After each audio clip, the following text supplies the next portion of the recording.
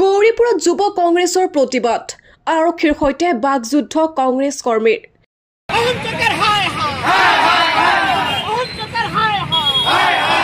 আমাৰ ধুবুৰী লোকসভা এমপি প্ৰহাৰ কৰা কাৰ্যকাৰী গৰিহণা দিছো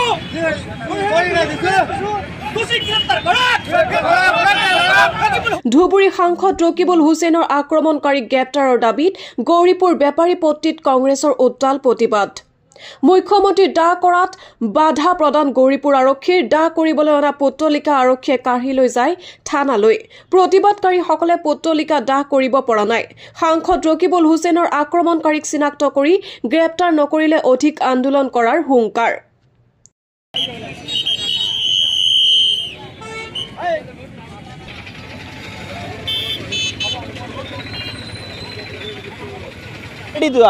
অলৰেডি নগাঁও এছপিক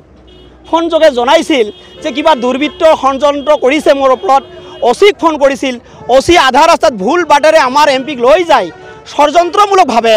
অসমৰ মুখ্যমন্ত্ৰী ষড়যন্ত্ৰমূলকভাৱে বিজেপিৰ গুণ্ডা বাহিনীক লৈ পেলাই আমাৰ অসমৰ মুখ্যমন্ত্ৰীয়ে ষড়যন্ত্ৰ কৰি পেলাই আমাৰ সাংসদক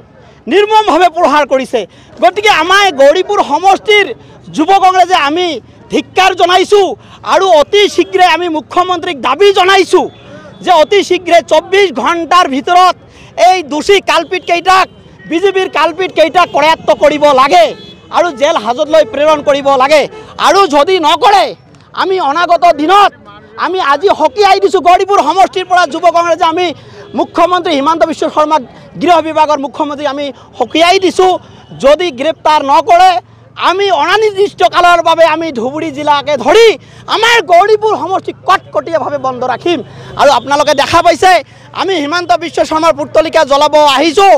এতিয়া আমাৰ গৌৰীপুৰ অচিয়ে এই চৰকাৰখনত যিটো দালাল ৰাজ অচিয়ে নিৰ্মমভাৱে আমাৰ ৰিফিউজিটো কাঢ়ি লৈছে আৰু এখেতৰ গাড়ীত কৰিছে আমাক যা তা ব্যৱহাৰ কৰিছে আৰু দম দেখাইছে যে মোৰ নাম লিখি লওক গৌৰীপুৰ অচিয়ে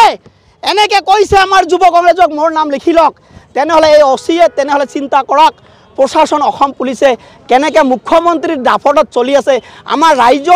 ৰাইজৰ যিখিনি কাণ্ড আমাৰ